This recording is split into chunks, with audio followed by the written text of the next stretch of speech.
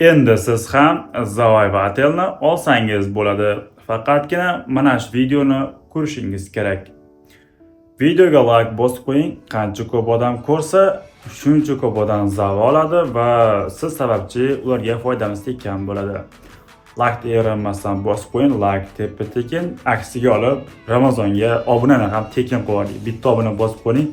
Jalqamasdir, chunki foydali kontentga motivatsiya bergan bo'lasiz. Undan oldin sizlarga bitta qo'shimcha bonuslarga zo'r layfhak ko'rsatib qo'yaman. Ya'ni atigi 13.000 so'mga 180 USD qanday olganimni tushuntirib bermoqchiman. Birinchi o'rinda Shohida USD ga yozdim va Shohida USD dan 13.000 so'mga 60 USD oldim. Agar sizga ham USD kerak bo'lsa, video opsiyatsiyasida bo'ladi. Yozgandan keyin men bu akkauntimda bir hafta kirmagandim. Siz ham akkaunt bir hafta kirmaydigan bo'lsangiz, menda qangi qaytuvchi degan narsa chiqib qoladi. Menda ham chiqdi va bosgandan keyin bu yerda qaytish narxi deb qo'ygan joyi bor. Va bu yerda aytayaptiki, men shu qaytganim uchun menga yana qo'shimcha bonus bermoqchi ekan.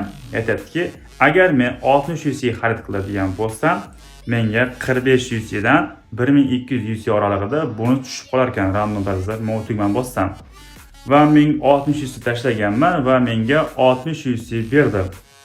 Pastda esa 300 USD xarid qiladigan bo'lsam, 80 USD dan 6000 USD gacha bonus qo'shib berar ekan. Bu tepedagi yo'q joydan USD. Faqatgina sabr qilib 7 kun ko'rmasligingiz kerak.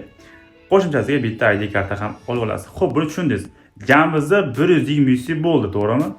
Va mana bu yerda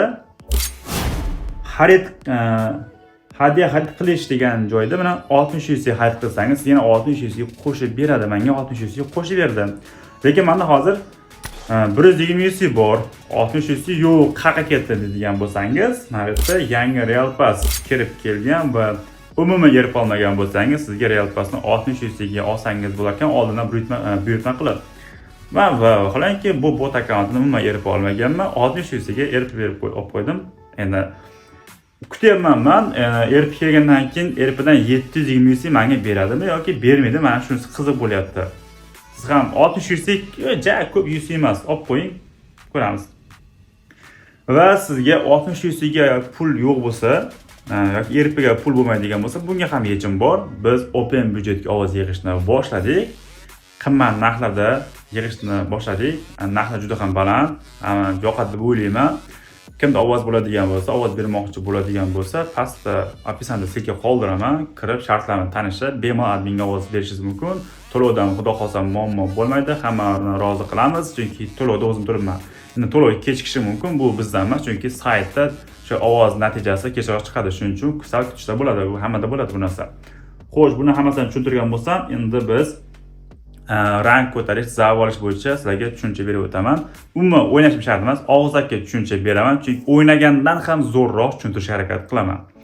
Xullas, birinchi o'rinda zavani qanday olishdan ko'ra zava tushunchasini bilib olishimiz kerak. Xo'sh, mavsumga kiramiz va bu yerda mana bu narsaga e'tibor bering. Xo'sh, bu yerda bronza, kumush, oltin, platina, olmos, tojdan keyin asdan keyin as master, as dominator keladi. As dominatordan keyin esa as dominator 30 dan keyin Zavay Battle turibdi. Buni ko'rgan odam o'ylaydiki, ha, as dominator 30 dan keyin menga zav berar ekan deb o'ylaydi. Yo'q. Unday emas. Xo'sh. Bu yerda yana bitta muammo bor, tushuntirib o'taman hozir. Bundan oldin bitta aytib o'tishim kerak. Ya'ni yangi sezonda mana qanday missiya qo'shib qo'ygan, mana qanday missiyalar qo'shib qo'ygan, mana to'ldirish kerak. Xo'sh, bundan qiyinchilik bo'ladi. Buni o'tishning ikkita oson yo'li bor. Birinchisi, yaqin ikkita sezondan beri hamroh qo'shib qo'ygan. Ya'ni birinchi sezonda pingvin qo'shdi, men hozirgisi esa qanday yog'ochlik, qanday hamroh qo'shib qo'ygan, dark level qo'shib qo'ygan. Shu orqali topga kirishingiz mumkin. Bu haqida men o'tgan videoda tushuntirib o'tganman. Albatta ko'rishni maslahat beraman. Juda ham foydali video bo'lgan. Ikkinchi yo'li esa, zo'r komanda qilasiz va topga qilishgan sari komanda uje mana resalga oladi-ku, qaytarilmaysiz o'lgandan keyin. O'sha vaqtda 3 ta odam sizni atrofingizda yurib, sizni o'lmasligingizni maksimal ta'minlab berish kerak bo'ladi va komanda ham yaxshi o'yinchilar bo'lishi kerak. Shu tarzda 5-6 marta ketma-ket normal o'yin qilsalaring, qiynalmasdan o'tasiz missiyadan. Va Livik emas, Erangel o'ynang. Erangelda to'pga kirish osonroq. Karta katta, har qadam oyoq tegadigan odam chiqib olmaydi, lekin Livik kichkina bo'lgani uchun oyoq tegadigan odam chiqib oladi va qisman krizda ko'p desa ham bo'ladi. Erangel yaxshi deb o'ylayman. Albatta ixtiyor o'zingizda. Xo'p, buni tushundingiz bu yerda. Bilib ol, agar sizda komanda yo'q bo'ladigan bo'lsa, device yaxshi bo'lmaydigan bo'lsa, shu missiyadan o'tishga yoki xullas bizda Asmasterga, Asdamatorga, Asga chiqib berish xizmatlari bo'ladi keyingi sezondan va Zavaga chiqib berish, Ultimate Zava ham bo'ladi. Buning uchun bizni Telegram kanalimizga obuna bo'lib qo'ysalar, o'sha vaqtda xabar beramiz. Qayerdan topaman kanal deydigan bo'lsangiz, kanal biosida ham bo'ladi yoki jonsiz video opsiyatsiyasida tab link bo'ladi. Bitta bossangiz bizni barcha kanallarimizni ko'rishingiz mumkin bo'ladi. Hozir gapni qisqa qilamiz. Endi Zavaga kiradigan bo'lsak, Dominator 30 dan Zava olaman deydiganlar bo'lsa, adashasiz. Xo'p, dalni bu sezonda Dominator 50 dan Zava olmaganlarni men ko'rdim. Xo'p, Zava olish uchun qadamma-qadam tushuntirib o'taman. Og'zim o'rib ketdi. Xo'sh. Birinchi o'rinda, misol siz qaysi rejim ko'taryapsiz? Duoda ko'taryapsizmi? Squadda ko'taryapsizmi? Soloda ko'taryapsizmi? O'sha rejim qaysini ko'taradigan bo'lsangiz ham, o'sha reyting bo'ladi. O'sha reytingda siz top 500 ga kirgan bo'lishingiz kerak bo'ladi. Menda reytingsiz turibdi. Umuman rank ko'tarmagancha siz rank ko'tarasiz. Misol uchun foiz turadi. 1% degani biz top 20 dan 20 mingdasiz degani. 1% bu top 20 ming. 2% top 30 ming degani. Shuni o'ylab. 1%dan keyin top 10 mingda bo'lsa raqam ko'rinadi. Top 9 ming nechadasan, 8 ming nechadasan deb ko'rinadi raqam o'sha foizdan keyin. Ko'targan sari raqam ko'rinish boshlaydi. Qo'yingki top 500 ga kirishingiz kerak va top 500 da o'zi kamlik qiladi. Ya'ni nega? PUBG Zavani O'zbekiston vaqti bilan har kuni ertalab 5:00 da beradi. O'sha ertalab 5:00 da kim top 500 da turgan bo'lsa, o'sha odamlarga Zavani beradi. Misol uchun men top 12 soat 12:00 da kechasi top 400 da men uxlab oldim, ertalab turib qarasam Zava bermagan. Sababi men uxlagan vaqtimda qolgan o'yinchilar uxlamaydi. Ular o'ynaydi, ular ko'tarilgan sari siz pastga qarab tushib boraverasiz va top 600, top 550, balki top 1000 ga tushib ketishingiz ham mumkin. Shunaqa holatlar bo'ladi. Misol o'zimda bo'lgan voqea. Top 300 daman va soat 12:00 kechasi men uxladim, bo'ldi Zava bersa kerak dedim. Ertalab 5:30 da tursam, top 500 birinchi o'rindaman va Zava ola olmadim men. Nima qildim? O'sha bitta xatom ketdi-da, men yana bir kun o'ynashga majbur bo'ldim. Chunki reytingdan tushib ketyapman. O'ynab ko'tarishim kerak, tushib ketyapman, o'ynab ko'tarishim kerak, shunaqa narsa bo'layapti. Endi Zavaga osonroq chiqishning yana bitta varianti Yevropa serverida chiqmang, chunki Yevropa serverida kuchli o'yinchilar chiqadi. Agar siz kuchli o'yinchi bo'lsangiz, marhamat, sizda o'sha bu gaplarning foydasi emas, chunki Zava haqida mencha tushunchangiz ham bo'lsa kerak. Yana bitta yaxshi yo'li, xo'p, menda ekran nastroykaga menda turibdi. Server menda turibdi. Shimoliy Amerika, Osiyo, Janubiy Amerika, Yaqin Sharq va Koreya yaponi turibdi. Eng qiyin ko'tarish serveri bu Yevropa, chunki Yevropada juda ko'p odam o'ynaydi.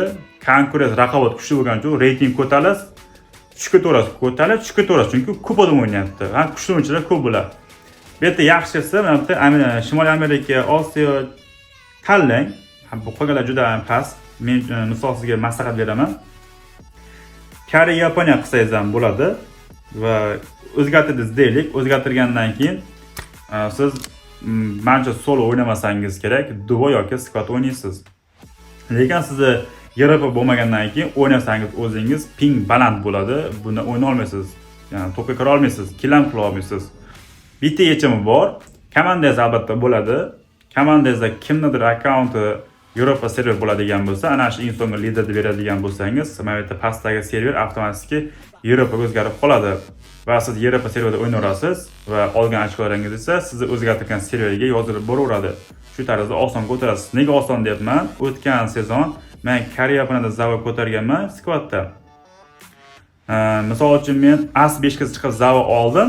O'sha As5 ga chiqib olgan vaqtimda Yevropa serverida o'ynayotganlar esa As Dominatorga chiqib Zava olyapti. 5000, 500 ming atrofida farq qiladi, shuning uchun shu osonroq deb o'ylayman menimcha. Lekin qanaqa bilmadim.